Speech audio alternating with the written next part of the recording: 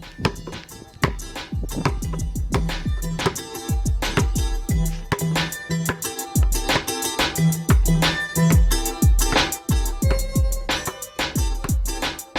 Hoop Heads Podcast is brought to you by Head Start Basketball.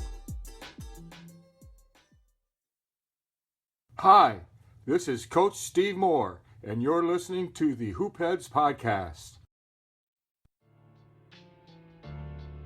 Hey Hoopheads! Wanted to take a minute to shout out our partners and friends at Dr. Dish Basketball. Their Dr. Dish shooting machines are undoubtedly the most advanced and user-friendly machines on the market, and they truly accelerate skill development faster than ever. Learn more at drdishbasketball.com and follow their incredible content at Dr. Dish B-Ball on Twitter, Instagram, Facebook, and YouTube. Mention the Hoopheads Podcast and save an extra $300 on the Dr. Dish Rebel, All-Star, and CT models. Also, make sure to check out the new Dr. Dish Home Machine, which is perfect for these crazy times when gyms and schools are closed. Visit drdishbasketball.com for details. That's a great deal, Hoopheads. Get your Dr. Dish shooting machine today. We have two at Duquesne, so it's me and another guy. We're doing everything. Do the jobs that no one else wants to do, but the things that have to be done, they have to be done well, and they have to be done efficiently. Ari Stern is a former four-year player at the College of Wooster. He is currently a graduate assistant at Duquesne University after serving as a player development intern for the Dallas Mavericks during the 2018-2019 season. While with the Mavs, Stern collaborated with coaches in helping facilitate practices, individual workouts, and game day activities. He also contributed to Dallas's analytics efforts by assisting with film breakdown. The Phoenix, Arizona native has also worked extensively at a number of national and international basketball academies, clinics, and camps. A team captain at Wooster, Stern was part of teams that compiled a 90-30 record and made 4 NCAA Division III Championship appearances under head coach Steve Moore, who currently ranks second on the Division III career wins list. A graduate of Sunnyslope High School, Stern was one of 10 players named to the statewide all-academic boys basketball team in Divisions I and II as a senior. Stern helped the Vikings to the state semifinals twice as they went a combined 57-8 during his junior and senior years. Stern graduated with a degree in psychology from Wooster in 2018. As part of his degree requirement, he studied the effects of mindset on athletic performance and persistence for his senior independent study thesis. He was also a member of the Phi Beta Kappa Honor Society and the NABC Honors Court. Don't miss our Hoopheads Pod webinar series with some of the top minds in the game across all levels, from grassroots to the NBA. If you're focused on improving your coaching and your team, we've got you covered. Visit hoopheadspod.com/webinars to get registered. Make sure you check out our new Hoopheads Pod network of shows, including Thrive with Trevor Huffman, Beyond the Ball, the CoachMaze.com podcast, and debuting this week, Cavaliers Central with Justin Matcham, our first podcast dedicated to covering the ins and outs of an NBA team. We are unbelievably excited for the content we're going to be bringing you in the weeks ahead as more of our new shows come to life. If you've ever thought of hosting your own basketball-themed podcast or a pod that covers an NBA or NCAA team, we want to hear from you about joining our great lineup of show hosts. Listen in as we take a deep dive into the story of breaking into the coaching profession with Ari Stern from Duquesne University in Pittsburgh, Pennsylvania. Hello and welcome to the Hoopheads Podcast. It's Mike Klinzing here with my co-host Jason Sunkel, and tonight we are pleased to welcome to the podcast from Duquesne University, Ari Stern. Ari, welcome to the podcast. Thank you for having me. We are excited to have you on and be able to talk about some of the interesting things that you've been able to do in your relatively young basketball career. So let's start by going back in time to when you were a young kid and tell us a little bit about how you fell in love with the game of basketball, your first introduction to it. So I kind of just inherited the game. My dad played, he's from Israel, so he played his whole life there, and they have, their club system. So he worked his way up with Maccabi Tel Aviv, which is one of the best European clubs. So it was kind of just ingrained in my childhood. My mom worked for the Clippers for a couple of years, and we were just kind of a basketball family. So I really just picked it up from, my first memories are with the basketball in my hands, and it's just taken off from there, really. What was it about the game, other than obviously your dad's direct connection to it? Once you started picking it up and playing yourself, what was it about the game that you really liked? I think for me, I started just really dribbling the ball. I was kind of one of those kids, like third grade, I'm in my driveway doing 2-ball dribbling, looking up every video. I was obsessed with Pistol Pete Maravich, read his book, watched the old videos. So, that really just having the ball in my hands and kind of just the trickery that you could do. And I was spitting the ball on my finger till my fingernails bled. That was just kind of the kid I was. And for me also, really one of the biggest things was growing up in Phoenix. I just was lucky enough. Nash came back to Phoenix, and I mean, he was, the total dream for me. I look at him, he was, a 6'1", white point guard, not extremely athletic, but obviously just an incredible career. And I got to watch him, on TV, but I got to go and watch him live sometimes. And he was a dream. I had long hair. I did his free throw routine. I tried to mimic his shot. I watched I was completely obsessed. I'm home now in Phoenix, and I'm looking around my room, and I have every old picture I have. I'm wearing a Nash jersey. I have just everything Steve Nash. He was it for me. That kind of just inspired me.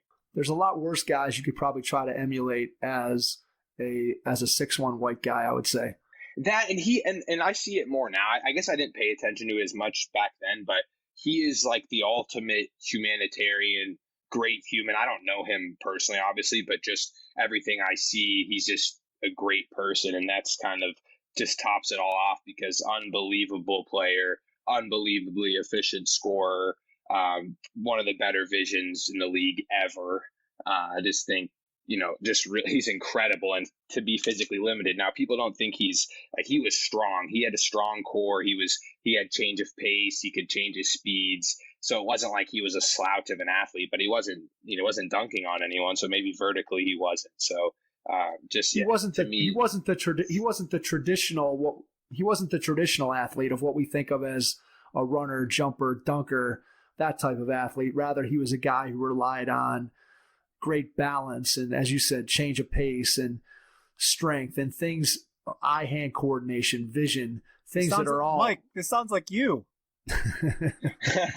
Unfortunately, I didn't get quite to the level that Steve Nash was able to get to. But you didn't rely on dunking or anything, Mike. I did not rely on dunking, that's for sure. I was not. If I had relied on dunking, my career would have ended before it got started. Let's put it that way. So we definitely don't want to talk about.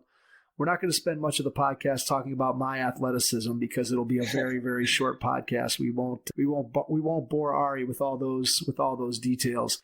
Yeah, that's nice to be able to grow up in Phoenix, to be able to watch Steve Nash day in and day out, see most of his games that are on local regional television, and be able to get a chance to go and watch him play. And obviously that team, you think back to the 7 seconds or less Phoenix Suns, and I know that I've listened to interviews with Nash and Mike D'Antoni and some of the guys that played in that era, and you hear them say all the time that they wish they had played even faster and they wish they had taken more threes. And at the time, what they were doing seemed revolutionary. And yet, if you look at today's game, they would have been near the bottom of the league in terms of pace and number of threes that they shot. And yet, for their time, they were considered to be revolutionary. It's kind of amazing when you look at how the game has evolved over the last few years. Yeah, and they completely set the standard for that. And now you look at D'Antoni and the Rockets, and I haven't looked at the numbers, but I have seen, you compare the Suns back then. They're at the bottom of the league, and it's hard to believe, because that was, it was so everything was so between, in the paint, and mid range was just totally accepted and promoted. And now it's like, three are key. We're taking X amount of threes a game. We're shooting within the first, 7 seconds or whatever it is of the shot clock. And that's just the norm. Mostly in the NBA, not necessarily in college, but even then the trend, it trickles down the trend. I've noticed more and more that, analytics becomes involved even at the college, and I'm sure even the high school levels, and they kind of design their offenses around that. Did you ever feel that transition or see that transition as a player, either in high school or in college, where you started to see those effects of where the NBA game has gone? Did you start to see those things trickle in, or not really very much? I think my situation was kind of unique, where I played for a high school that was almost designed around Virginia. So like long possessions and strictly, I mean, we're just gap defense and just completely defensive oriented. So we didn't see that at all in high school, just more of like an old school philosophy. And then going to Worcester and playing at Worcester for Coach Moore again, he's not at all analytic oriented. And I don't think he watches the NBA much. We never, surprisingly, we never had any goals for the amount of threes we were taking or the pace that we were playing at. It just really wasn't a major priority. But not to say, for him, it's worked. He won 800 plus games right, absolutely. Playing that way. So I can't say it didn't work. Yeah, when you finish second all time in Division III wins, I'd say that you probably could look back on your career and say that you probably did some things right over the course of that time, I would say for sure. Yeah, he had something going right. I don't know. 800 games. That's a lot to even imagine. That's a lot. Well, I'll tell you what, his first year that he got the job was, I believe, my senior year of high school. And so he was, and I talked to him about this when we did our podcast together, but he was probably the Division III coach that for me, and I really can't put my finger on why, but he was the most memorable of the Division III coaches that recruited me. I just have a stronger memory of him being at a bunch of my games. I have a strong memory of coming out after out of the locker room after games and having conversations with him and really liking him as a coach. And obviously I had those experiences with him at the very beginning of his career at the College of Wooster. And then you got to experience him and his coaching and the type of person that he was towards the tail end of his career. And it's amazing that I'm 50. How old are you right now, Ari? I just turned 24. All right. So we've got a 26-year age difference, and yet we both had interactions with the same head coach. That's crazy. Still working for the same college. It's kind of an amazing journey, and obviously a credit to Coach Moore and all the success that he's been able to have. I want to think about your athletic career as a kid. Did you play any other sports when you were younger, or did you just focus on basketball right from the beginning? I played baseball probably up until fourth grade, and then it just became full-time basketball. It became club basketball. It became summer camps. It became before school practice. I mean, it was all basketball. On TV, it was basketball. When I was reading, it was basketball. I mean, there was nothing else for me. I was completely obsessed. Just a junkie. Still am today. At what point did you start to think about wanting to play basketball beyond high school and maybe get the opportunity to play in college? When did that start to come on your radar? Was it on there early and you didn't know whether or not it was realistic? Was it something that you weren't really thinking about because you were just loving the game? Talk to me a little bit about when you started thinking about playing beyond high school. I don't think really until probably my sophomore year. I didn't really understand at that time the concept of scholarships and even, just the different levels, Division III. I just didn't really, I saw whatever I saw on TV. And in Arizona, I think it's unique because at that time we only had 4 Division I's. GCU, Grand Canyon, had just transitioned into Division I. We had ASU, Arizona, and then Northern Arizona. And then there's some junior colleges, no Division IIIs, a few. Now there's a couple more NAIAs and D2s, but at that time I didn't really have exposure to it, so I didn't really consider it. I was just kind of caught up in just playing the game and trying to get better. I think what kind of changed that for me is going into my junior year, one of my teammates, who's my best friend, Michael Humphrey, his stock exploded. He's a big guy, 6'10", played at Stanford. And I saw his recruiting blowing up, and I started to understand the process, and he had coaches coming out. And that's one of those things I started getting interested in. Obviously, I was not that caliber player, but I had a lot of belief in myself and thought, as I researched it more and realized that my academics could also help, get me to an opportunity to play in college, I kind of just dove straight into it. And I really became obsessed with the Division III route. I didn't, at that time, I just wasn't a Division I player. I wasn't delusional about it. I understood my limitations. I understood, where I was in the landscape of basketball. That's after playing AAU and playing in high school, I knew where I stood. So I just kind of dove into the Division threes and did a bunch of research and did my own recruiting. I mean, I wasn't, a standout player at all. So just kind of had to figure it out on my own, really. All right. So 2 questions there. I want to go first from a playing standpoint. What did you do to, once you started to think, hey, I want to play college basketball at the Division III level, what did you do as a player to try to improve? Did you have a plan? Did you go the video route? Did you have a trainer that you worked with? What was your process for getting better? So that's the first question. I'll let you answer that in a second. And then the second part I'll come back to is you talked about doing some research on Division III, so we can talk a little bit about that. But first, just go back and talk about, as a player, what you did to try to get yourself ready for the opportunity to play Division III college basketball. Okay. I'm going to backtrack a little bit because I feel like I need to include a little bit. So I actually, in my freshman year of high school, I was 5'2", 110, but I was the most skilled kid, in my area at my age and older. And I made the varsity team for a team that was just in 2 straight state championships. So really good program, historically just a powerhouse in a sense. And I made varsity, and for me, I mean, it was a big accomplishment. But then I just never grew.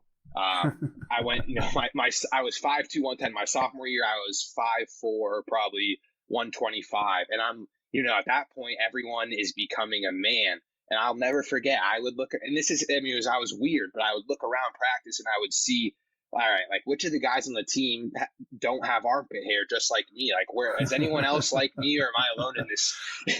That's so funny. A late bloomer. So I didn't grow until my senior year. I shot up.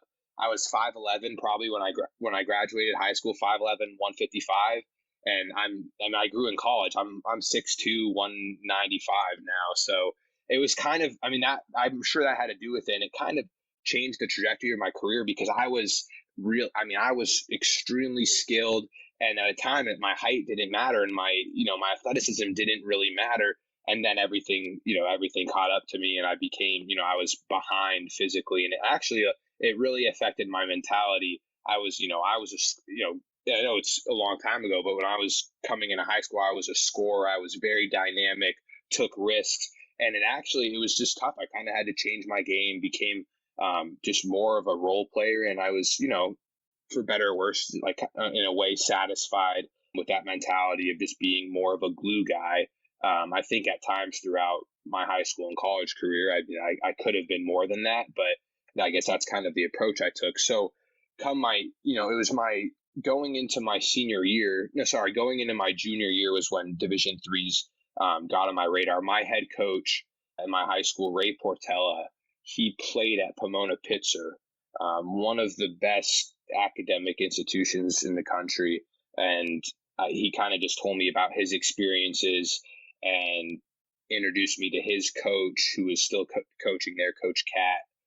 He might have actually just retired, but I just kind of became really interested. I was just so academic focused my whole life, and I saw this opportunity where I could play the game and have the balance with academics and social life. And I had Division I friends, and I saw how for some people it really wasn't the greatest fit, Division I and Division II, just because it was scholarship. It wasn't always the greatest fit. And I wasn't like one of those kids that was Division I or bust, which is kind of, a common theme nowadays. And I would just, I saw these different schools and how, and really I had no idea, because there aren't any in my area, but these Division III schools, most of them are gorgeous campuses. A lot of the times they're, beautiful facilities, incredible academics, and, different opportunities in that way. Almost they're like all hidden gems. And so at that point, I realized what my limitations were. I looked into some Division IIs. I never had a Division II scholarship or anything like that, but I was, actually thrilled with the fact that I could go to a Division II school and kind of receive that well-balanced experience. All right. So as you start to do some research, you're in Arizona and you're looking around. And as you said, if there's not very many Division III schools in Arizona, you're going to have to go far from home. And I look at that. We're here in Ohio, and we have a lot of Division IIIs, obviously, as you know, around here. And we have a lot of Division Is, but we have very few Division IIs or NAIs. So when I was growing up, I looked around the basketball landscape and I was completely unfamiliar with Division II basketball and NAIA basketball because it just wasn't around. And for you, you obviously have to look outside your home area. So when you start doing your research and you start looking around for places to go, do you remember when you first came across Wooster and what your initial reaction to it was? And then just talk about the process of how you recruited yourself to be able to end up attending the College of Wooster with Coach Moore. Right. So before I got there, if you looked at the roster at Wooster, it was pretty much going to be all Ohio guys, maybe a Michigan guy in there or one of, Indiana maybe, but never an Arizona guy. And I actually had no idea. I said, College of Wooster, what is this place? I end up finding out that it's called Wooster, College of Wooster. And the reason I found out about it, it was a practice in the winter of my senior year. I get out of practice. My dad calls me and says, hey, come to Arizona Christian University right now. I'm watching this Division III game. So basically, Wooster had come to Phoenix. They do a trip in the winter every year. They came to Phoenix and played Arizona Christian, who was an NAIA, who at the time was really good, and they still are. And then I think it was Vanguard, another West Coast NAIA. Worcester's playing in this game. They're up 14 at half, I'm pretty sure, against Arizona Christian, who ends up being like the number 2 NAIA in the country. And I mean, it was just, I was watching this basketball. I'm like, there's no way.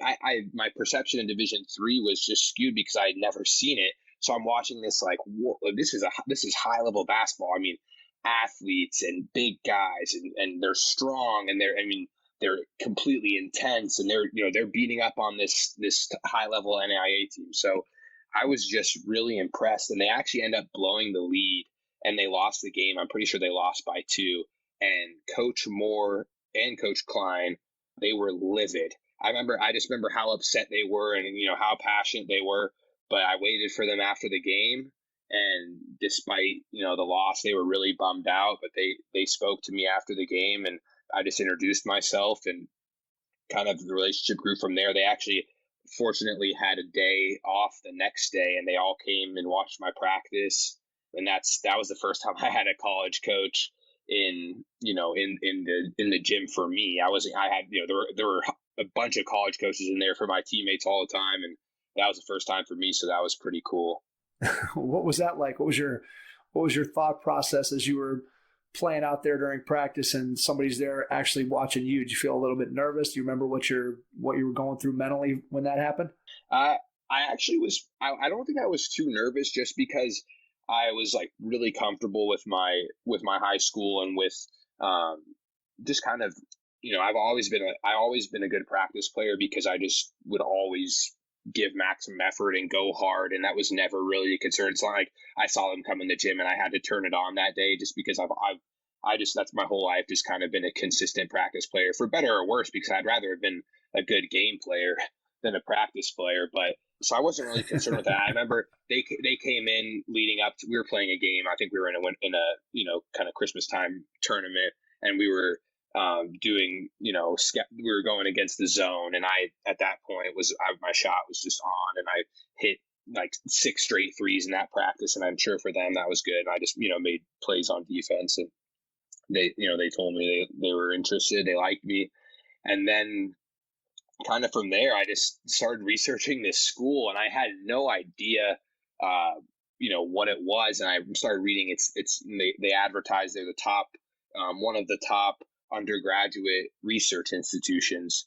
And I thought that was really interesting. I just see an amazing basketball team, and I learned that, they have community that's completely invested in the program. And I just kept learning more and more and more about it.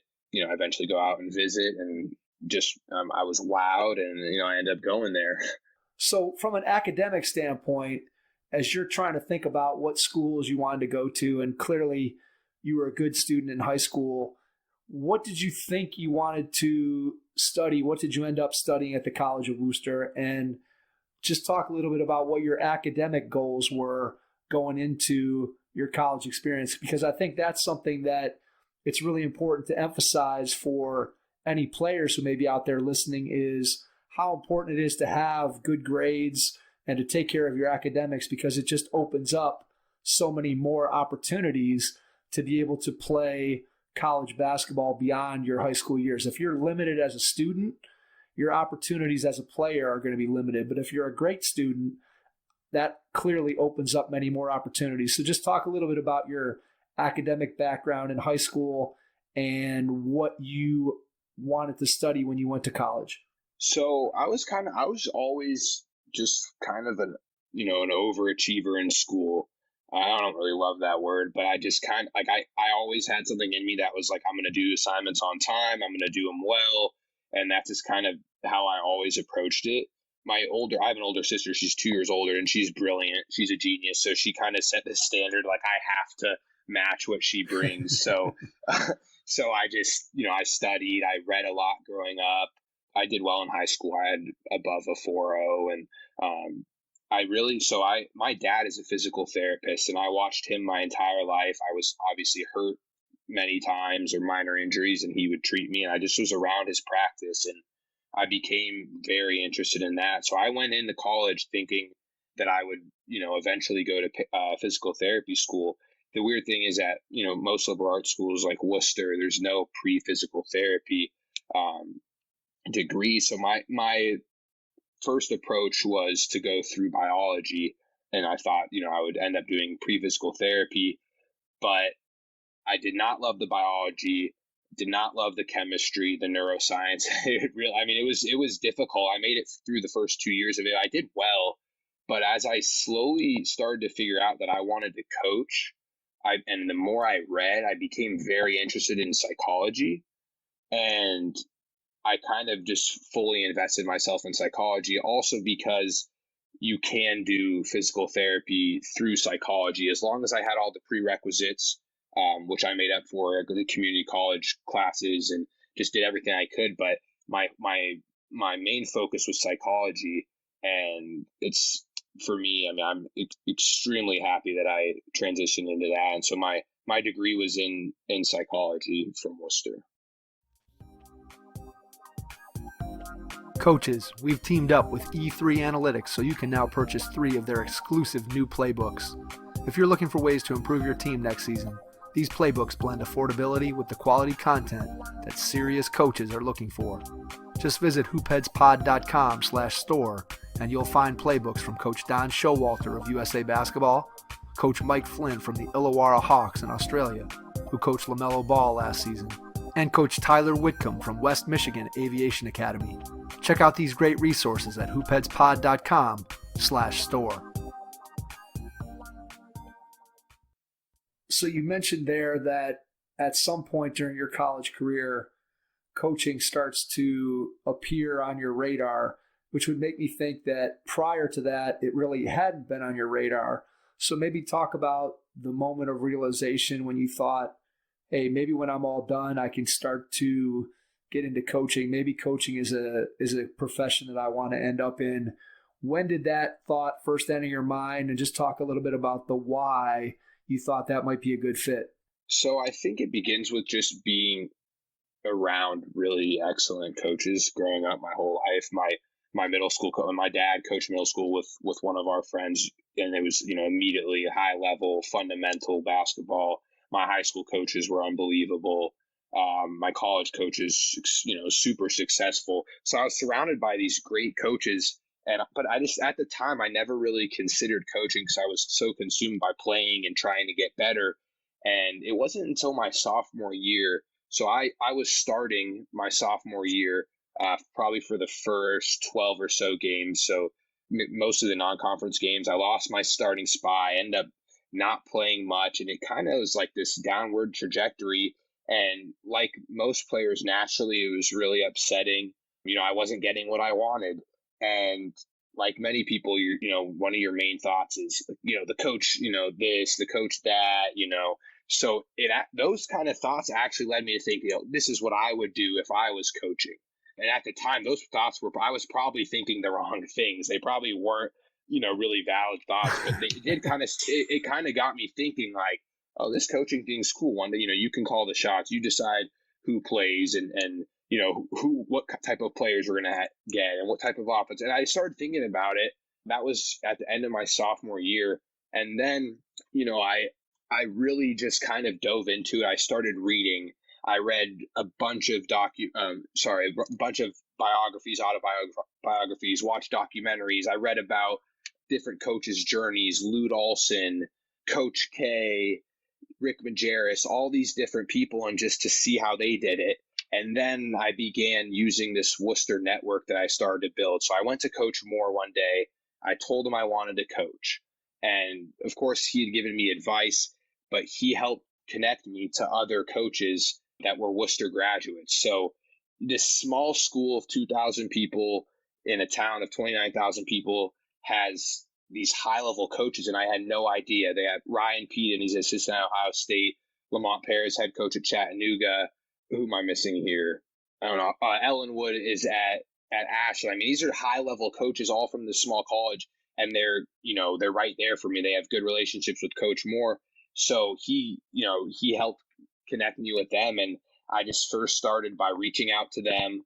I had learned that, everyone says, like, don't immediately come out, hey, can you get me a job? And even, I need advice. It's kind of like you have to build these relationships. And I just wanted to introduce myself to them. And, even at this point, I can't say I really know these people, but they have been receptive and really open to talking to me and giving me advice. And so that's kind of how I got into it initially. And then after that, it just exploded. I was all in on coaching. I didn't think for a second again to go to PT school. It was just, that was everything for me. What was it, or what is it about coaching that you find to be so attractive? So in other words, when you decided, hey, I'm going to leave physical therapy school behind and I'm going to throw myself all into coaching, and I've been building my network, I've been reading these books, I've been doing all these things, this is the direction that I want to go. What was it about coaching that was so attractive to you? Was there the psychological part of it? Was it the X's and O, the basketball part of it? Was there something else? What stood out for you that said coaching is where I want to be? So for me, I mean, just having been around the game my entire life in basketball, I mean, it's just been the thing that's just consumed me. I've been infatuated for my entire life. So it was kind of natural. Like I knew I wasn't going to be in the NBA and I wasn't going to play professionally. So I thought it was a natural transition, but I started working guys out a little bit in the off season, and I saw, like, over a few week period, I would see the guys I was working with get better. And that feeling to me was like the best feeling I've ever felt. And I knew that's what I had to do. And even as a player, it's always kind of been my mentality and my focus of just like getting other guys better. Or helping other guys, swinging it to get another guy's shot.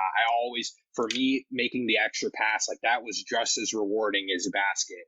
I always was just pass first. I want to see these other guys do well. So that aspect of it, just seeing people get better and watching people have success and being a part of their journey, that to me, and I say that I'm not even close to where I want to be, and I've experienced those things to a very, very small degree, but that's like what I chase every day, being able to impact people. And now I've seen even more. I mean, to me, like, the relationship aspect of the game and of, college basketball specifically is what I, really like, and what has kind of, fueled this journey for me.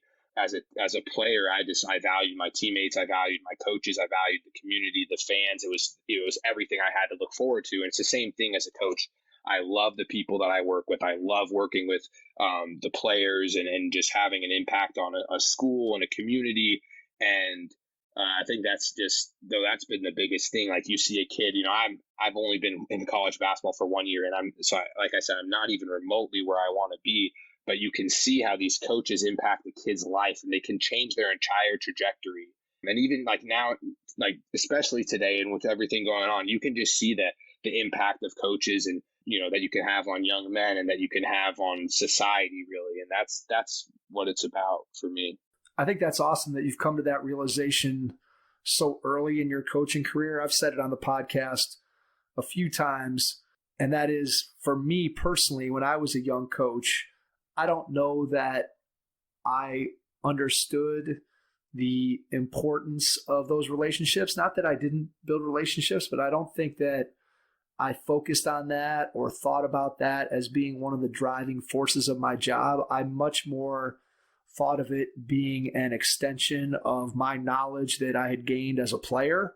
Right. And could I pass that knowledge on to the players on my team that I was coaching, and could I help them become better basketball players, and not necessarily worried at all about could I help them become better people, or could I use basketball to build a relationship with a kid which could then impact their life off the floor. I don't think I realized that at all for many, many years early in my coaching career. And the fact that you've been able to recognize that so early, I think is going to give you a tremendous amount of satisfaction as you continue to move forward, because that's something that we all know. You can't win every game, and there's going to be times where you're going to have tough seasons, you're going to have losing seasons. And if that's all you have, it makes it really, really tough. But you can also latch on to the fact that, sure, our team may be losing, but I can still be having a winning impact on the players on my team through the relationship that I'm building with them and through the things that I'm able to teach them using the game of basketball. And maybe this particular season, it doesn't translate into a winning record, but ultimately by, as you said, impacting the players that you have in front of you, to me, that makes a huge, huge difference. And the fact that you've been able to recognize that early in your career speaks well for where you're going to end up. So let's talk a little bit about your steps in the process here when you get done and you graduate from Wooster and you're done with your playing career. Talk about your job search when you get done, the process that you went through, who were some of the contacts and people that you talked to that were able to help you, so that if we have somebody who's out there listening, young coaches who maybe are in your same position, they're just getting done with school, or maybe they're early in their career, they're looking to change jobs, or they're looking to move up a level. Just talk a little bit about what your job search was like. So I'll take it back 1 year before that. So going into my senior year of college, I worked at the Hoop Group, and I had no idea what the Hoop Group was. I was an Arizona guy, and it never really crossed my mind. And I learned that it's this organization that runs camps and exposure events and tournaments, and they bring in, hundreds of college coaches every summer to do that. And I learned that there's different positions that you can be a part of there, and it's just kind of like a networking opportunity, an opportunity to work and understand different dynamics of basketball. And I did that going into my senior year, and it was the best decision I've ever made to this day. And I talk to people I met at the Hoop Group every single day. We have a group chat. Those are some of my best friends now, the people that I worked with. And it's not easy work. It's long days, and I had to, everyone uses the word grind, and I don't love using it all the time, but that's really what it was. It was just crazy hours, crazy work, basically no compensation for what you're doing monetarily. But as far as relationships and beginning to get a glimpse of college basketball and how to work hard, I wouldn't change it for anything. So that was really the thing that started for me. And now I have friends from the Hoop Group all over the country coaching at all different levels who, I have genuine relationships with them. And that's what I take from that the most. So anyone that's trying to get into the industry, and again, I say that like I'm in it. I don't even feel like I'm in it yet, because I'm not, I am not at all where I want to be yet in my career. But that's just the advice to, where I'm at this point. That's what I would give to someone who wants to kind of take a similar route and get into coaching. That the Hoop Group was amazing. Really great people, great organization and events, and a ton of college coaches and opportunities to network and learn from different people. So that was to begin. That was the biggest step for me towards kind of getting in a little bit. How did you get connected with them? Did you reach out to them? Did somebody recommend you reach out to them? Did they talk to Coach Moore? How did that connection come to give you the opportunity to go out and work there? I think I I think I saw something maybe it was on Hoop Dirt. I don't think they just reached out to me. So one of the elite directors, Cooper Handelsman, he coaches at Brown now. He played at Kenyon, so I played against him. So maybe it was him that reached out to me. But it was an internship, and I thought internship, like, that's awesome. That's such a buzzword, I'm an intern. I'm gonna be great, and it was hard work, and it wasn't exactly what I thought. I mean, we were calling kids and calling families all day trying to recruit them to camp.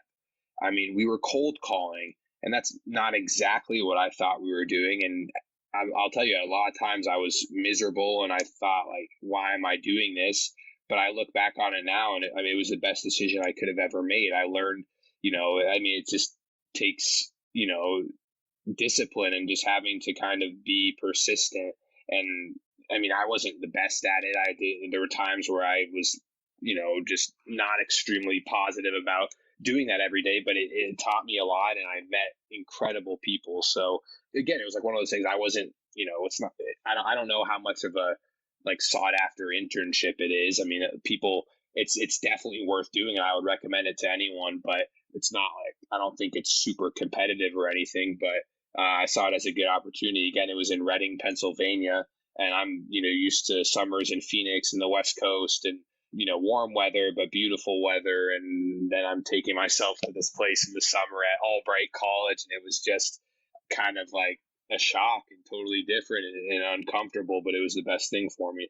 Yeah, to be able to put yourself in a position where, one, you get an opportunity to network with lots of different people and build those relationships. And I think that's something that is so important. And when I look back on my young coaching career, that's one of the regrets that I have is I kind of was somewhat insular in what I did. I didn't really go to coaching clinics. I didn't go and work camps. When I was out of school, I started my own camps here in Cleveland and was working and doing some camps for elementary school kids. But I could have been much better served to start and do my own camps, but also to go and work at some other camps, not only to network, but also just to learn how to do things better and different and add to what I was already doing. And the fact that you were able to see that and be able to network, I think, is something that probably has served you well to this point, but is going to continue to serve you well.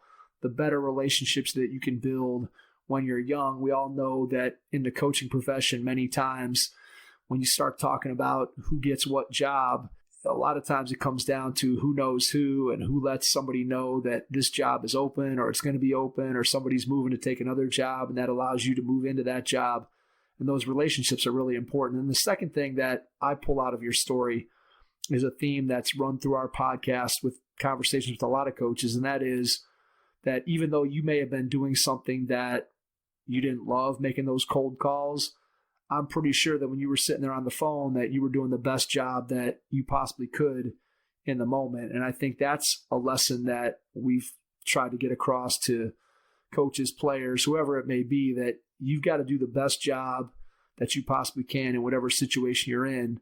And if you do, chances are somebody is going to notice that. And maybe the next time there's a little bit better opportunity, they think about you because they remember that you worked hard when they saw you in this other opportunity.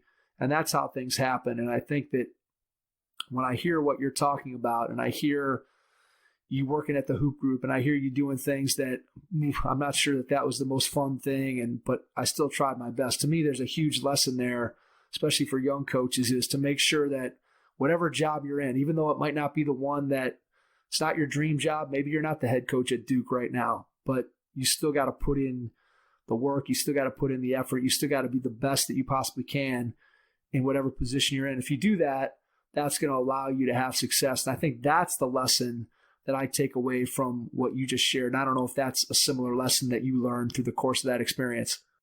Absolutely. And I think beyond that, for me, it's just the relationship. I mean, for the most part, the relationships. My class of interns and people that I worked with are now many, different roles in college basketball, high school basketball, professional basketball. I mean, they're just in different places. And that's what I take from it, more just a really good base of friends. And then I think about, in 20 years or in 10 years or whatever it is, so, these guys will be getting jobs, and hopefully people that, would recommend me and that I could recommend or that we could work together. I mean, you just never know with that type of thing. I think probably the one thing that stood out for me at the time, see, we're making these cold calls, and, I'm at a certain point, I was pretty burnt out and miserable, and, you didn't really understand what the purpose of it all was. But one of my bosses would say, I don't know where this quote comes from, but he would say, if you're too big for the small jobs, you're probably too small for the big jobs. And I kind of just took that and kind of tried to adopt that mindset. Like, no one wants to do, the dirty work, but everyone has to start somewhere, especially if you're a former mediocre Division III player, 6-1 division, like, you have to start somewhere. And when I say like I'm not at all where I want to be yet, it's not like where I am currently is exactly like, I think it's a great situation, and I'm very happy with where I'm at. But I mean, in just the landscape of things, like, I haven't made it. Like, I can't say that the advice I give is the best advice, because I haven't won the games, I haven't coached, I haven't recruited, but those are all things that I wish to do and that I aim to do. Yeah, I completely understand. I think what comes across when you're talking about these things is the fact that you have some ambition moving forward because you love the coaching profession and you want to continue to advance, which is completely understandable. And yet at the same time, everything that you shared indicates that you're doing the best job that you possibly can in the job that you have now. And I can tell you from the experiences that I've had personally and from the experiences that coaches have shared on the podcast over the course of the past 2 years that we've been doing this, that's exactly the right path for any young coach to take, is to build your network, take different jobs that give you different experiences, do the best job you possibly can at those particular jobs, and then through your network, through that hard work, people are going to notice the jobs that you're doing, and that's what's going to open the next door. I think a lot of times what we get in trouble is not focusing on what we're doing and what's right in front of us, but instead having one eye out the door looking for, well, what's going to happen next, and why am I not getting this next opportunity, instead of saying, I got to make the most of the opportunity that's in front of me. And I think that's the lesson that I'd want to take away from your story and from what you've been able to do. Did you ever get anybody to sign up on a cold call? Did you get anybody signed up for camp? Oh yeah, that's always. I mean, a lot of the time we did. And I mean, there were days though. I remember a particular day where we had some competition of can you get, or how many people you get signed up, and there was a running total. And that day I couldn't get anyone. And I remember feeling like that, even to this day, it haunts me. Like, I really underperformed there. But yeah, there were times you have to talk someone out of, there's someone screaming on the phone, you have to calm them down. So even learning like those interpersonal skills of like how to deal with people and, how to essentially sell them something. But it was nice because we're selling a good product. So it wasn't like I had to just, lie about something I didn't believe in. Like, I knew that they brought a lot of college coaches. I knew they give kids opportunities. So it was something that was, not extremely difficult to sell. But we were calling on 4th of July. We were calling at 8 a.m. We were calling at 8 p.m. So yeah, definitely. I mean, it was, like I said, I think the best thing that I could have done at that point. Where'd that list of names and numbers come from? So it would be, they have their own database, but it's all AAU team. I'm sure they get it from, somehow compile it from AAU tournaments and high school tournaments, but they have, a running database of all these players. I mean, it's basically everyone in the country, I would think, but they have, they have a lot of, it's contact information and emails and phone numbers. And sometimes you'll call people and you'll say, hey, is Mark, you think Mark would be interested in camp this year? And they'd say, sorry, Mark's 26 now. He's not going to exposure camp. So like, you'd be calling sometimes they're hey, so that's there were some funny calls stuff. That's funny. All right, so let's jump ahead from there, and now you're in the job market and you're looking for obviously a more permanent position. So talk a little bit about what that search was like based off the experience that you got at Hoop Group, the network that you started to build. How does the opportunity that you ended up taking with the Dallas Mavericks, how does that come to pass? Just give us a little breakdown of the job hunt. So I'd been kind of in communication with a bunch of different people junior year, senior year, but it was mostly just getting advice. And I was loving it. I mean, I was shocked at how willing people were to talk to someone they didn't know. And I just felt like I just tried to latch on to different people and absorb everything they gave me. So that was really big for me in kind of understanding the process and how it worked. And I knew how competitive it was, and I wasn't delusional about anything. I understood, what I would have to do. And the first job I applied to was in April of my senior year, 2018. And it was a Division III GA job. And I went and interviewed.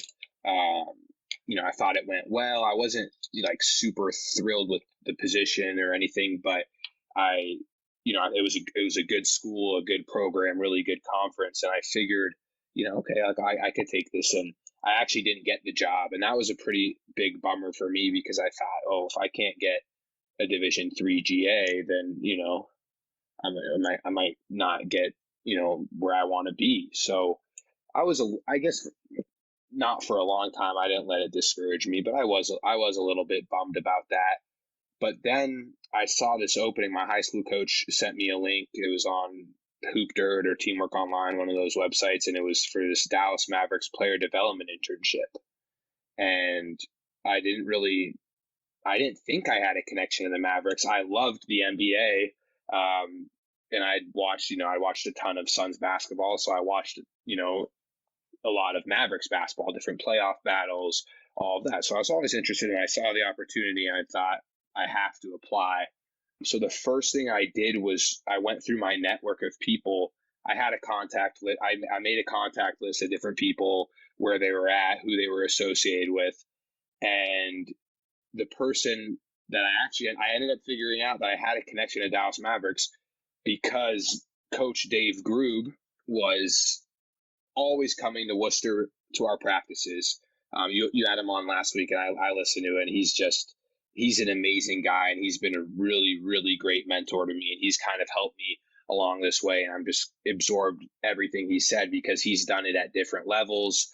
He worked his way up. He was a middle school coach, and elementary school coach, worked his way up, Division III, Division I. So he's done it, and he connected me with Larry Shyatt. Larry Shyatt was previously at Wyoming. He was the head coach, defensive oriented, tough minded coach. He had a lot of success there. He produced NBA players there. He was on Florida's staff with Billy Donovan. He has championships. He was at Clemson, like super successful and well-respected coach. And he was an assistant coach of the Dallas Mavericks at the time. And he just so happened to be a Wooster alum. So Coach Grube connected us with, Coach Shy and I, and he was, again, he doesn't know me. This is a guy, he's in the NBA. Why does he have to talk to some kid? And right away, he was super authentic. He was very straightforward. He told me how competitive of an internship it was. He said a couple thousand people are going to apply. You're going to be going up against former college players, former pro players, people with, their family, parents in coaching that are more well connected than you. But because you reached out to me, and because I trust Coach Grube, and because it's early enough and you're the first one that's reached out to me, I'll vouch for you. And because you're a Wooster guy, I'll vouch for you. So, he didn't even really know me before that. And he took the chance on me. And at that time, there were three interviews. There were 2 calls, and I made it through both of those. They were pretty straightforward. And then we had an in-person interview. That was in May. And I think they brought in, so they had a couple thousand applicants. They brought in probably 50 guys, it sounded like. And, I was lucky enough I guess I made a decent impression in the interview. I really think that Coach Larry Shyatt he was the sole reason I got that job. I'm not sure they could have just skipped through my application if he didn't say something and if he didn't vouch for me. So that's, again, something I learned about, they say like it's about who you know. And I was fortunate enough to be connected to him And it's funny, I look at it now, like the only reason I worked for the Mavericks, and perhaps the only reason I'm at Duquesne today, was because I went to some small college in the middle of nowhere in Ohio, coming from Phoenix, Arizona. Like, the story doesn't even really make sense to me, but it worked out, and I'm just grateful for that. Who was in the interview? So when you go in and you interview with the Mavericks, who are the people? What are their titles that are interviewing for those positions? Is it somebody from the coaching staff? Is it front office? Is it who's actually sitting down and doing that interview process with you? So kind of the main two people that spearheaded that program were, the one who started it was Mike Procopio. Right.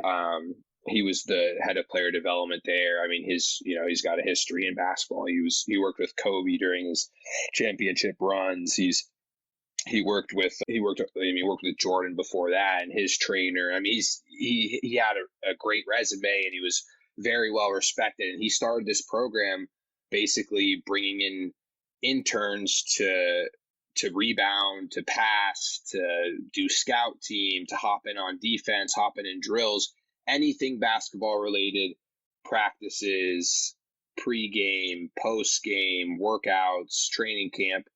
You were there essentially to be a manager. I mean, you're rebounding, you're wiping the floor when a sweat drops. I mean, it wasn't like some glorious position, but I was extremely grateful to have it. And then it was Mike Procopio, and then the other guy was he was a front office guy, Terry Sullivan, and they kind of spearheaded it. And they're, I mean, two really good people and good bosses.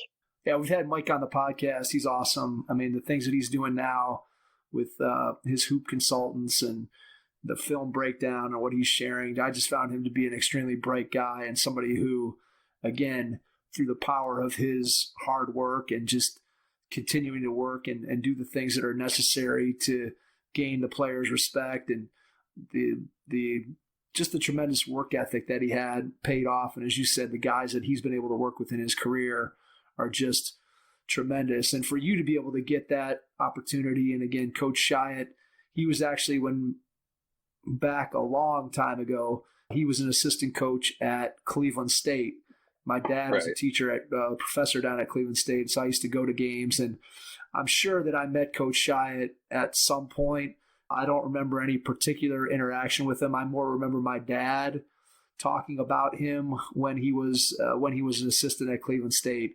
And it's just amazing how small the basketball world is. And you have Coach Grube, who was assistant all 4 years I was at Kent. And then here's a guy who just is retired, lives in Wooster, comes to practices, gets connected to you. All of a sudden, he's connecting you with somebody else. And then before you know it, you've got a job as a result of those connections. It's kind of an amazing process. So talk a little bit about maybe just one or two of the highlights of your time with the Mavericks. What did you enjoy about the job? What was difficult about it? Just kind of give us a feel for what exactly you were doing. I know you kind of compared it to maybe a managerial position like a college manager, but just maybe give us some insight as to just day-to-day, kind of what were some of the things that you did beyond what you already described. So, well, the first thing I'll say is about Pro. I mean, that's Mike Procopio, that's what we call him, Pro, was that he was the best possible boss that I could have had my first year out of school and trying to get, into coaching. He it was beyond the player development aspect, because that was a really big part of it. And we had film breakdown sessions, and we're partaking in the workouts every single day. So we're seeing it, what he's doing, and he would talk to us and educate us. And that was, I mean, I took a ton from that, but his biggest thing was about professionalism. And that was really huge for me, because I hadn't been in that role before. And I didn't know, he was all about just, not promoting, no self-promotion, which is funny because now I'm on a podcast talking about myself. But he was all about coming to work, being on time, being there early, simply doing your job. Don't try to do anything extra. Don't try to stand out. By standing out, you're hurting yourself. He talked about, certain aspects like don't have your phone in, don't be on social media, don't be taking pictures, because we were like an accessory. We were lucky we were the only team in the NBA that had this program. So anything that we could do to jeopardize that, we avoided it. And that was really the best thing for me, because that's how I kind of approach. I mean, it was almost like a militant way, but he was looking out for us. I mean, he was teaching us how to work hard and how to just put our heads down and be in a role of, just to serve. That was the biggest thing. Like, we were in a support role. We're not calling shots. We're not in the huddles. We're not on the private planes, and we're not in the locker room. Like, we are there to support their roles and make everything more efficient. So I guess basically what we would do, so like if they had a noon practice, there'd be guys that would, come in and shoot before. Let's say they came in as early as 9. So we would be in there at 7 or 7:30. So we would get there a long time before then, just to make sure that if someone wanted to shoot, if someone wanted to get a workout in, we were ready to go. So there were 10 of us, and we would just rotate and just be there to help. I mean,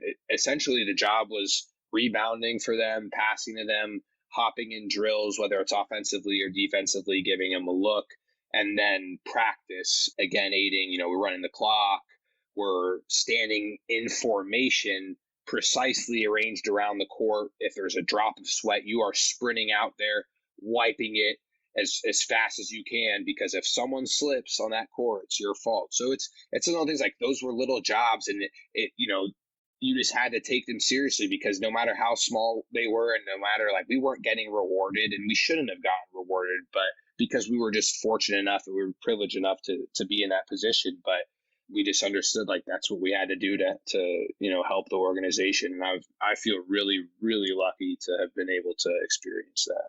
So what were some things that you took away from a coaching standpoint in terms of things you learned from Mike about player development that you can continue to take and move forward with in your career? So now you get to Duquesne, or you get to whatever, stops you're going to have in your future career.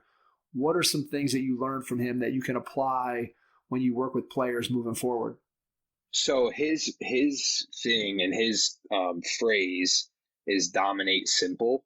And I think, like, that's one of the things that I've completely tried to embody. So by that, he basically just taught us that it's not, the game isn't super complicated when it comes down to it in player development and in trying to help people improve upon their skills. It doesn't take rocket science. Everything needs to be game-like. So I just started watching him and learning from him and seeing that, it's really not as complex as some people make it. And when you're in this era of social media and self-promotion, and everyone has to be unique and everyone has to stand out, like, there's times where I look and think, like, are they really getting better? Is it just time spent in the gym, or are they improving?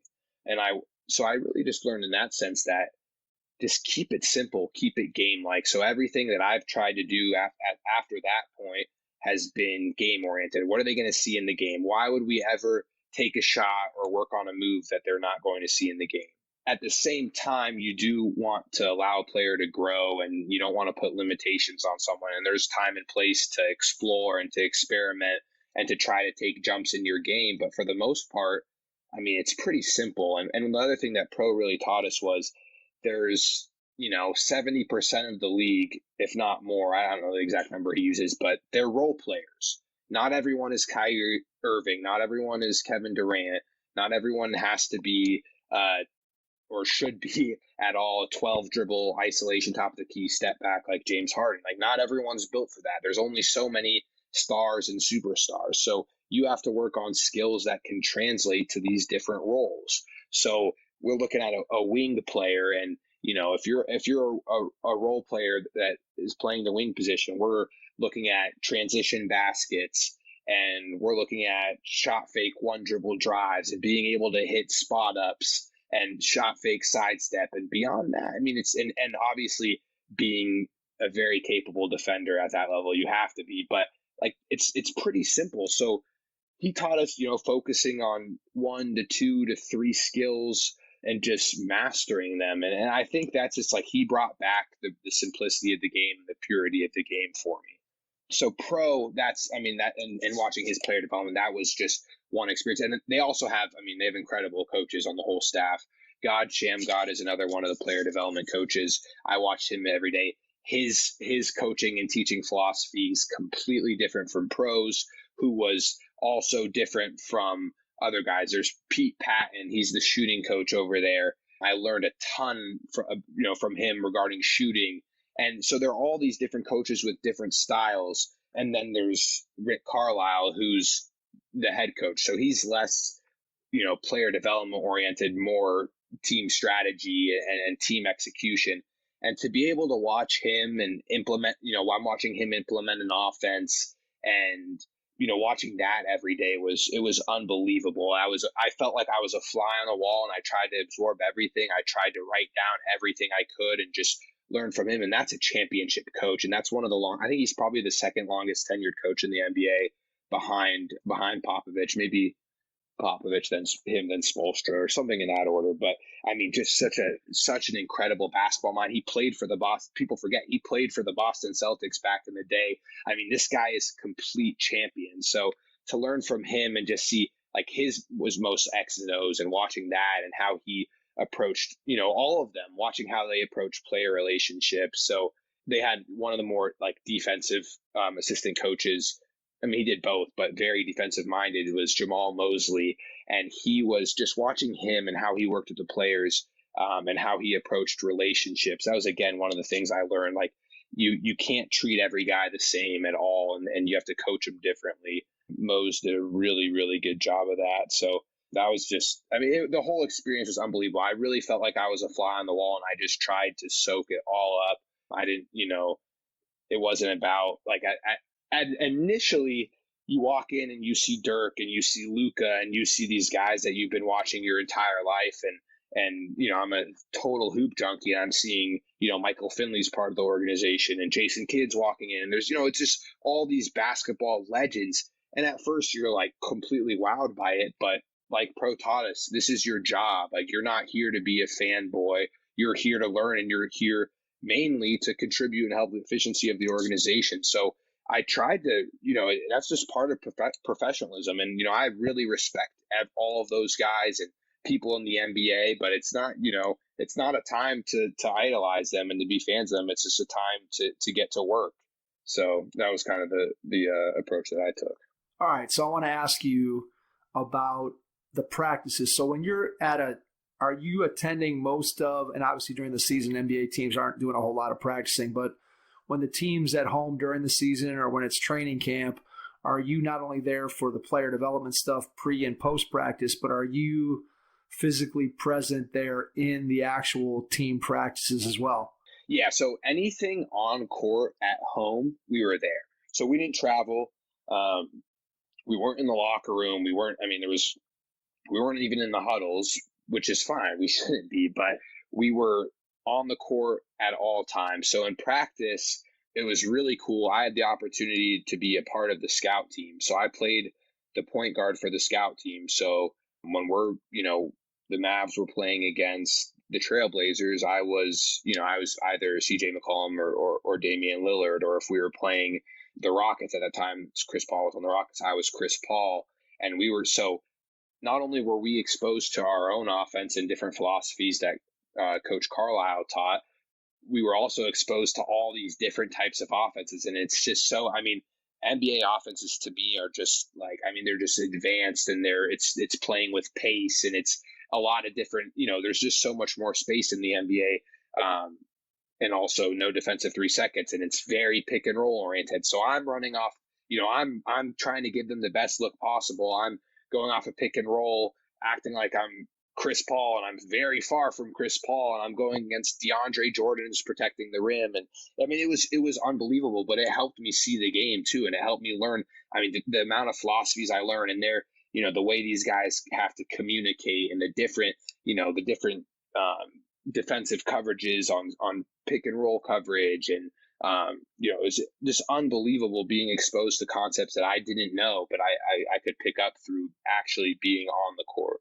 Yeah, I can imagine that having that opportunity to be able to see that type of behind the scenes work with the coaching staff, with the players, and then being able to soak that all in was tremendously valuable. So I have two questions, one related to that, and then something that is not quite as sophisticated of a question. So the first question is, when you were in those practices and you're mentally going through and thinking about some of the things that you're learning, what was your process for collecting all that information and making sure that you didn't forget it? Did you create a notebook? Did you create a computer file? What was your system for collecting all the information that you were gathering as you were going through that experience? Yeah, so I had a notebook on me always, and so you could, I mean, if you were between workouts, you could run back to the table where you had your notebook, or run back to the little lockers and, jot down the notes. The nice thing was we had, everything was recorded, so I could go back and rewatch workouts. And I still do that to today. I'll rewatch Mavericks practices and workouts and just try to, get ideas and see it. Because to be honest, at first, with the pace of everything and the introduction of new terminology and new concepts, I couldn't pick up on certain things, and I couldn't focus on, and I still, it's a challenge to focus on both offensive, defensive ends. So, just to be able to rewatch all of that really helped me. And I'm still learning from it today. I try to watch a player development workout session from the Mavericks, and from my experience, I try to watch those almost daily. All right. So here's my less sophisticated question. And that question is, what was something that was surprising to you about NBA players that maybe you didn't expect? Was there something that stood out to you about them? It could be collectively, just as an entire group, or maybe something about a particular player or a group of players that just, you were like, oh man, I didn't know that they were like this, or I didn't realize they were normal when it came to that, or I didn't realize they were so abnormal when it came to this. Just maybe something surprising that you learned about either a group of players or one particular player. I guess there were a few things. I mean, you just, until you see them up close, you don't realize how incredibly athletic a lot of them, most of them are, even how just physically how strong. Like we worked the games and we would see these opposing teams like Damian Lillard. Like I didn't realize how strong he was. Eric Gordon for the Rockets. I had no clue. This guy he's huge. So just physically, like seeing these guys, I mean, they're big and they're strong, and there's a clear difference between a college athlete and an NBA player. So in that sense, it wasn't, I guess, surprised by that, but I was just it was pretty fascinating.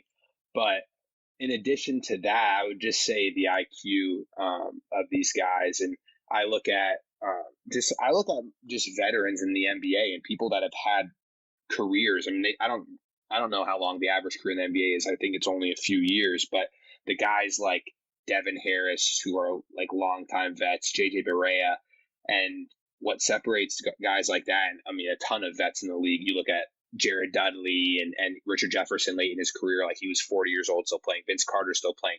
These guys are so smart, and they have insane basketball awareness and basketball knowledge that has carried them, on top of them being really good locker room guys, which I can't speak on behalf of those guys regarding their leadership, like not directly on the court, like locker room stuff. I can't speak to that because I wasn't involved with that, but my guess is that they provide that as well.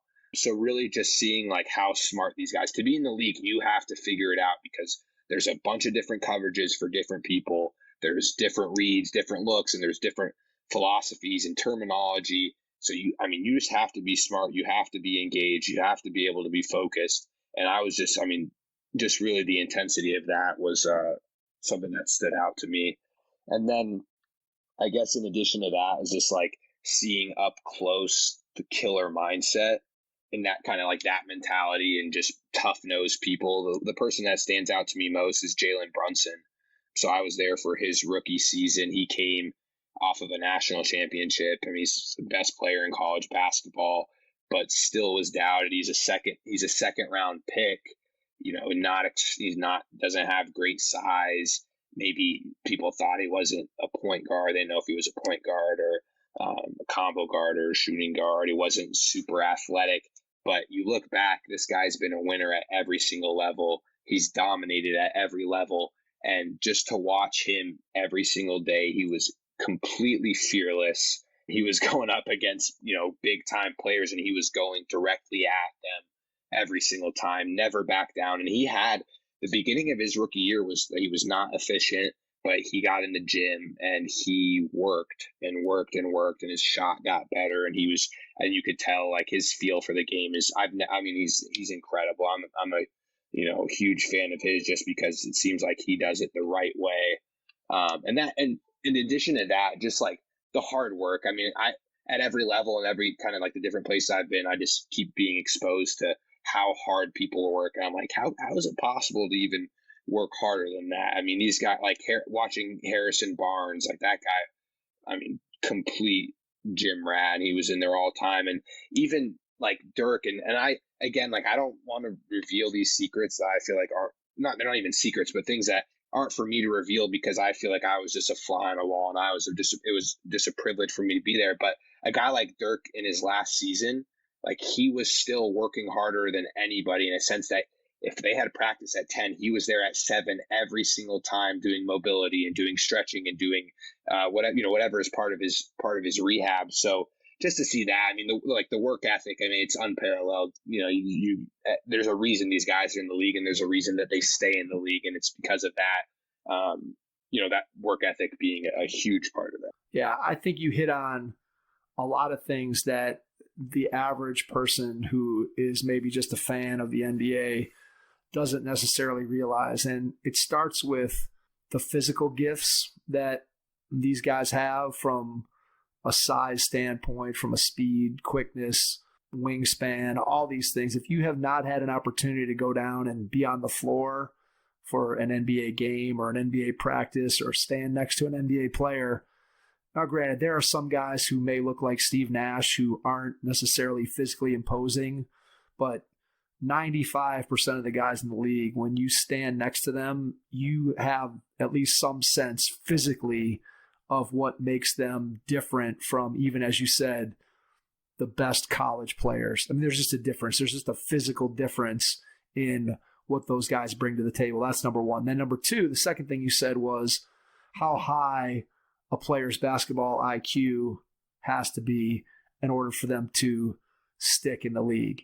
And the guys who are around for a long time are guys who figure it out, as you talked about earlier with Mike Procopio saying that 70% of the league is made up of role players. You got to figure that out. You got to figure out that you're a role player and get really good at playing that role. And that takes intelligence, and that takes basketball IQ. And then I think the last piece you touched on is the work ethic. And the work ethic clearly is what separates guys who have the physical tools. Maybe they have the mental makeup, but you don't get to the highest level and stay there if you don't have a work ethic. Maybe if you have the physical tools and you have some skill, you can stick around for a year, 2 years, 3 years, just based off your talent. But eventually that catches up to you and you get replaced by somebody who's going to do things right and is going to work hard. And I think you did a really good job of summarizing for all of us what that looks like from an NBA level. And I think there's lessons to be taken, whether you're a high school player, you could be a college player, that everybody can work on improving their basketball IQ. Everybody can have a great work ethic. Those are things that are within your control. The physical tools that you have, just like I think back to the beginning of your story, when you're a 5'2", 115-pound freshman, you can't control that. There's not much you can do about that, but you certainly could control how hard you worked on your skills, and you certainly could control the amount of effort that you put into everything that you were doing. And when you do that, that enables you to maximize whatever physical gifts that you have. And for the most part, NBA players, they have a lot of physical gifts, but they also maximize those physical gifts. Those guys at the highest level, I always come back to, I'm a Jordan guy, and I always have been. And obviously The Last Dance cemented that for me even more. But what I always said about Jordan was that here's a guy who was given a tremendous amount of physical gifts. I mean, there's a guy who his body was built to play basketball, and yet at the same time, his work ethic and his insane competitiveness and just the way that he drove himself allowed him to maximize those gifts. And that's what made him the best. That's what made him the best player ever. And if you take away one of those components, he doesn't get to be the greatest ever. If he has all the tools, but he doesn't work insanely hard, he doesn't get there. If he works insanely hard, but he doesn't have those physical tools, he tops out somewhere below being the greatest player of all time. And it's just, I think the average person doesn't necessarily recognize that when it comes to NBA players. And I thought you did a really good job of laying that out. Let's move from your experience with the Mavs. That internship ends. What do you do there? What's the step? What's the next step in the process for thinking about where you want to go, what you want to do? Just talk about what happened when the internship was over. What opportunities did you look for? What opportunities presented themselves? And just tell us a story of how you ended up at Duquesne. So I am going to rewind real quick just to add to that, because you brought up the Jordan documentary and just kind of made my mind go. But just watching that documentary, to me, there was a big focus on, like, they talked a lot about Rodman, and they talked a lot about Steve Kerr and even Pippen. And so it's just talking about these people who, especially like Rodman is just the perfect example, someone who took on this role and just mastered it. And it was the role that no one wanted. It was the dirtiest role. And I look at guys in the league now, like I look at Dwight Powell, who plays for the Mavericks, who's made a lot of money in the NBA, and he's not a household name, but he's one of the best statistically and just visually. He's one of the best roll men in the NBA as far as rolling to the basket. Incredibly good timing. He's a smart player, and he just fills his role. He plays hard. He plays with an insane motor, and he's made a lot of money doing that. And Dorian Finney-Smith, another name that probably goes over a lot of people's heads, undrafted, just kind of clawed his way into the league, accepted a role of, basically 3-and-D, really worked on his shot, good rebounder at like 6'7" guard essentially, and got himself paid. And that's just kind of a trend I'm seeing, that, if you can fill a role, it doesn't have to be the star role, but if you can master that role and become one of the best at it, it could be something small like offensive rebound. Tristan Thompson got paid, $70+ million to offensive rebound. He switched his hands in the middle of the career. He decided, I'm not a lefty, I think I'm a righty. And he's still getting paid. He probably has $100+ million collected playing the NBA. I mean, that's incredible to me. It's because he got paid for his motor. So that's one thing I wanted just to add as far as just something I saw in the league and that I kind of continue to observe. No, that makes total sense. I think when you see guys, especially for you, having to get to see them up close and personal every single day, and to be able to witness the IQ piece of it and the work ethic piece of it, which most times for the average fan of the NBA, those things are hidden away.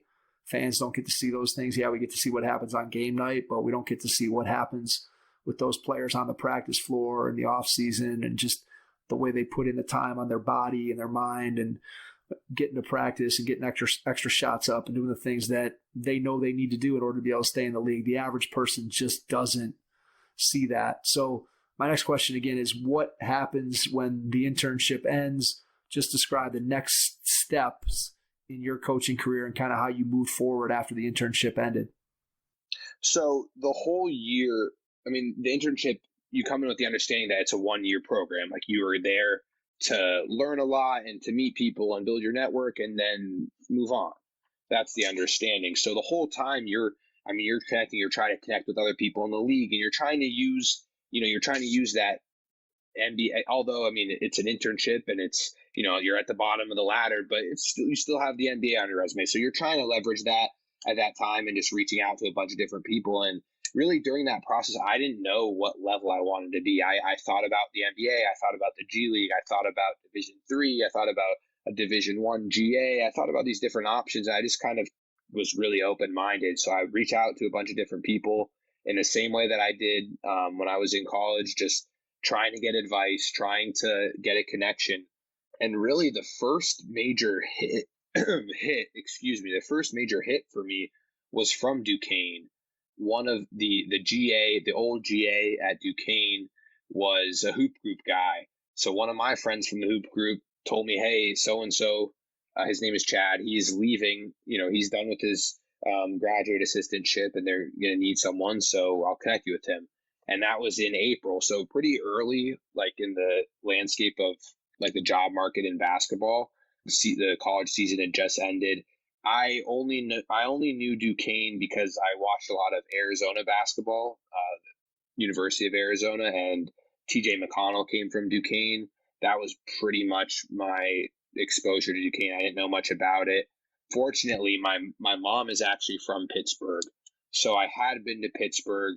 It had been a while, but I knew the city. I knew it was a decent city at least, and I've found out it's actually a great city.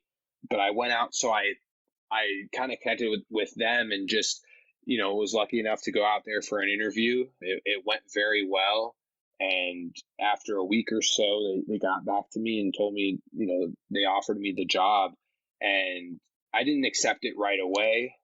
No, actually, excuse me, I did, because leading up to that point, so for right after the interview, I thought, I actually did pretty well. I think we connected. It was a great experience. Like, this is the job that I want. And I was pretty sure about it, but I called my mentors. I called Larry Shia. He said, if you get this job offer, you have to take it.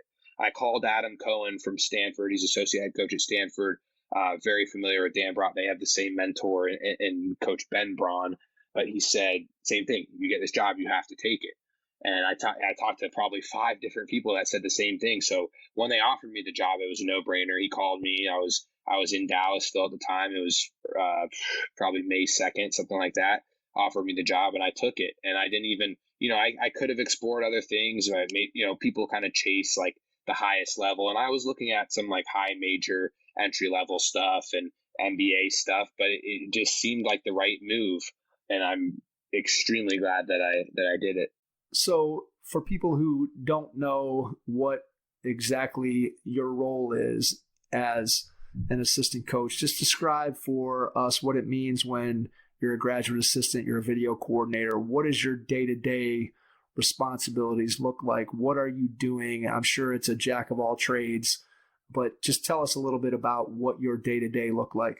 Right. So, I mean, the graduate assistant spot will differ from, in different places. Like some schools have, let's say, 5 graduate assistants, and they're all like a little more specific roles, and other schools might have 1, and it could be someone doing absolutely everything. We have 2 at Duquesne, so it's me and another guy. But at the same, I mean, we're doing everything. We have our hand in absolutely everything. So it's, we're eating dirt. So I'm, driving people around and ordering food for the guys, and doing the gear bundles and all these different, helping with academics. I mean, it's you have to just do the jobs that no one else wants to do, but the things that have to be done, they have to be done well, and they have to be done efficiently. So it's just kind of those type of things. As we got closer to the season, we lost our video coordinator the year before. He had left, and they didn't hire another video guy, and no one on staff knew how to do video or really had any background in it, and either did I. But I saw that kind of as an opportunity to gain value and to learn, really. I mean, if I'm using a lot of video and analyzing it and breaking it down, I'm sure I'll be learning a lot. So I kind of just taught myself the software, used different resources, different people, just to learn it quickly. And by the beginning of the season, I was a graduate assistant, but I was taking on the video coordinator responsibilities like full time. So then my job basically became solely breaking down film, exchanging film with different teams, with our coaches, helping out with scouting reports, showing, watching film with our guys, doing film sessions before practice, after practice, pregame, things like that. So it really became film oriented. But on top of that, still like the day, I mean, I'm still eating dirt, like still ordering food for guys and driving people places. And, it's just the things that have to be done. And really the special thing, though, about the graduate assistant position is that you're allowed to be on the court with the guys, probably more than anyone. Support staff is limited in their access to the court. But because I was a graduate assistant, like I can work guys out all the time. And I love the player development aspect of it. So, I'd be on the court with guys, work guys out before practice, after practice, come back at night.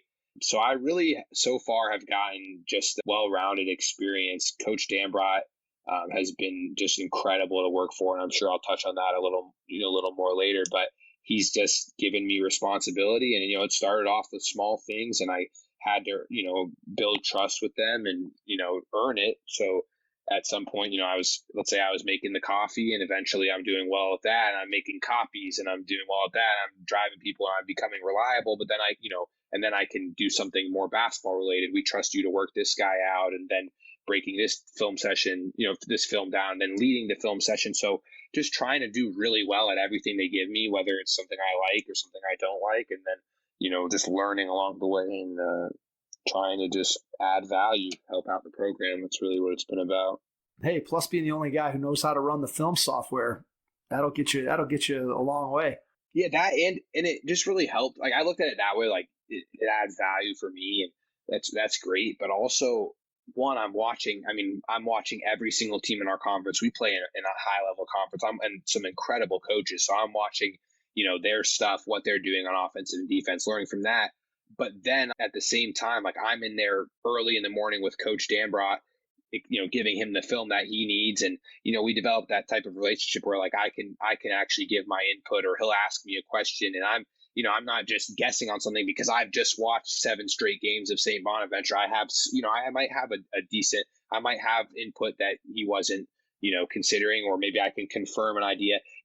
I'm so far from, like I said, I'm so far from calling any shots or being like a go-to guy or anything like that. But it put me in the same room as him, and he's an incredible mind, and he has so much knowledge. So I got to learn a ton through him, and that was really solely due to the video.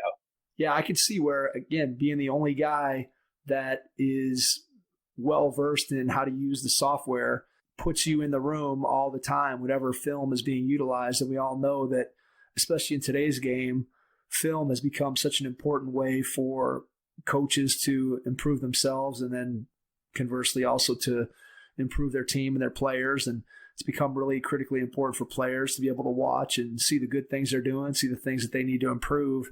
And if any time film is involved in a meeting, then you're involved in the meeting.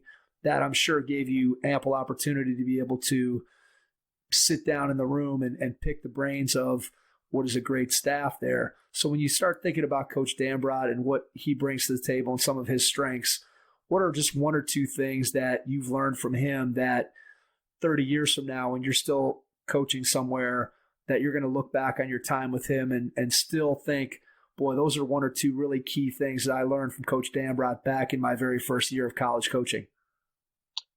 I mean, there's a bunch of things.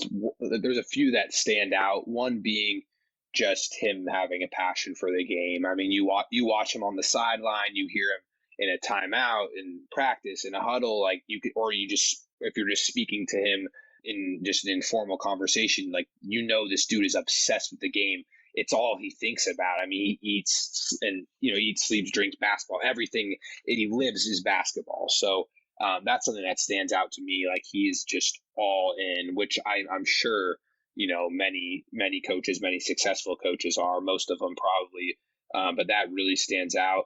And then just as far as I guess I wasn't prior to this experience, because I played Division III, where it's really hands off. Like, on the weekends, you're not practicing on Sunday. After practice, you go to the dining hall, you go home. Like, it's more hands off. Division I, you're just so much more involved in their lives. But to see him and how he, like, takes on these guys and tries to develop relationships and molds them, and it's something I really haven't seen, where, like, the first time I ever heard it, he's in conversation with one of our guys, and I hear him say, "All right, love you," and the player says, "Love you back." I mean, that's special to me. Like, I had no idea that type of relationship could really exist. So that's one of those things that also stands out as well. And then on top of that, I mean, just a total basketball mind. And I'm sure, because you played against him, was he at Akron when you were at Kent? He was. I kind of think that he was not, like, that we missed the connection, that he was not there during the direct time. Obviously I played against Carl and Charles when they were at Eastern. So I spent 3 years going against the two of them, which was a lot of fun. And they're 2 great guys, which I'm sure you can vouch for. Oh yeah. But I mean, I've been I've circled Coach Dambrot through all the different circles and different places that he's been over the course of his career. So certainly I'm familiar with with everything that he's done in the game, and just what an outstanding coach that he's been. Every place he's gone, he's had success. Yeah, and what I was going to refer to with that was just his, like, the X's and O's of the game and his knowledge of the game, and just watching, I mean, his offense and how many different variations and different actions he's running, and how, my knowledge of defense has improved so much with him, because he's like one of those old school coaches who is very defensive oriented. And it's been huge for me. And in 1 year, it just excites me, because if I could learn that much from him and from the other guys on my staff and my players and the experiences and stuff, if I can learn that in 1 year, then, I'm just excited for what I hope to be a lifetime of experience in basketball.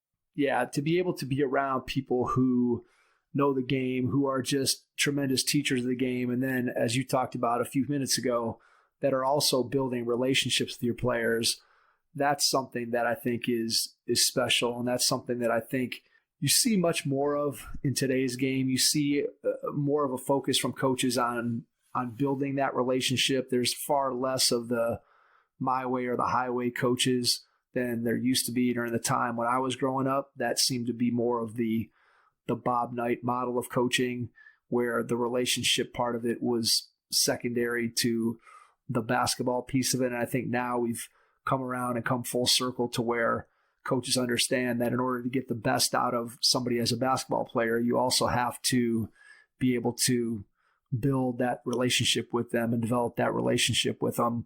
And when you do, that's when you end up with success both on and off the court, and then long-term success in terms of the player being able to go out when they leave your program and be successful, and then continue to have that opportunity to reach back to their coaches. And I think one of the things that's most satisfying, and I just felt this the other day when I got reconnected with Coach Grube after many, many years, to be able to sit down and have a conversation with him, and felt like that, it felt like that was just yesterday that he and I were spending, hours and hours every day together. It's amazing the bond that can be built over the course of that time, just because of the intensity of that experience.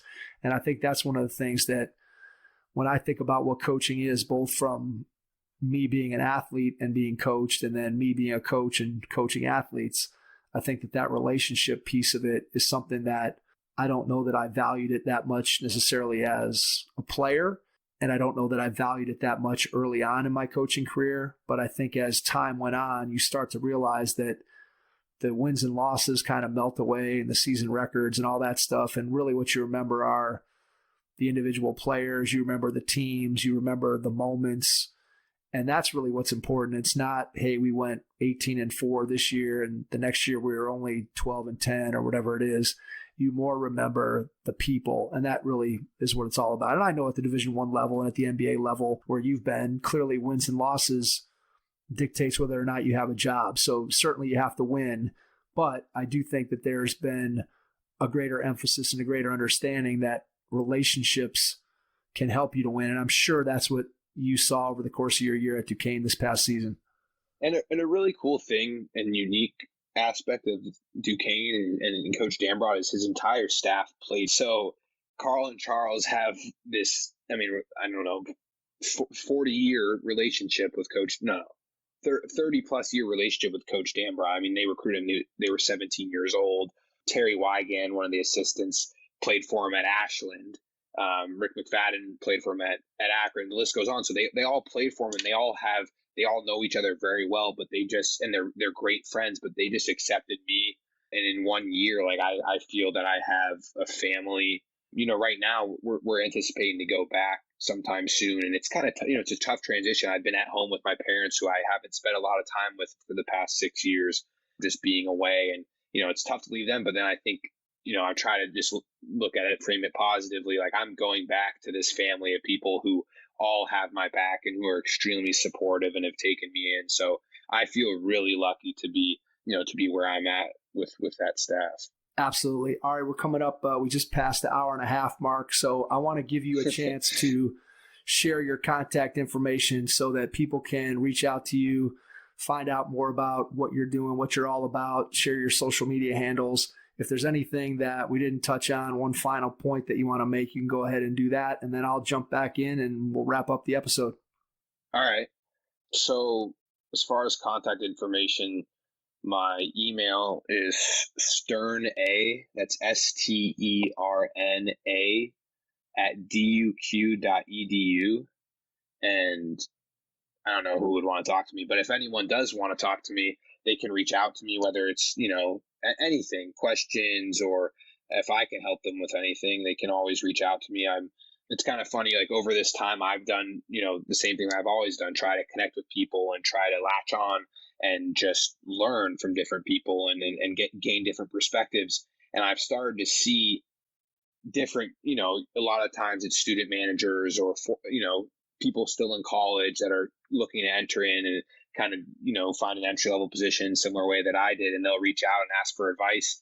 And I think like I was just in that position a few years ago. So I'm going to return the favor because the people who did the same thing for me, they're the reason that I'm here. And those people already experienced a ton of success and they were willing to talk to me. So I try to, just talk to anyone. I've talked to, different high school coaches and middle school coaches and managers and different people because I can, I've learned a ton from them as well. So please feel free to reach out. I love talking basketball. Obviously, I've been going on for an hour, 40 minutes now. So talk hoops, talk life, anything. I'm always interested in talking to people. So I'm trying to think. I don't think I really left anything out really regarding my experiences or, anything like that. I do feel where I'm at and just seeing the growth that Duquesne has had is it's really exciting because they went from, they were a powerhouse in the 60s and then they went through this huge drought with, not a lot of success. And Coach Dambrot